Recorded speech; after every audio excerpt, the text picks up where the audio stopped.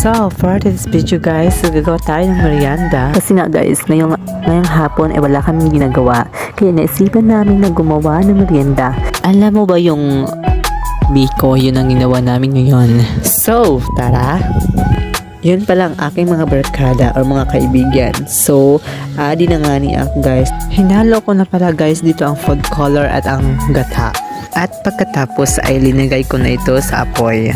At pagkatapos ay linagay ko ng ating sinaing na bigas. Bigas na pilit. At pagkatapos nga ay halo-halo ko na ito hanggang sa maluto. And then, eto na, kumain na sila. Ang una yung nanay ko. At sumunod yung aking mga kaibigan at ito na nga ang akin. So, dito na lang, bye-bye.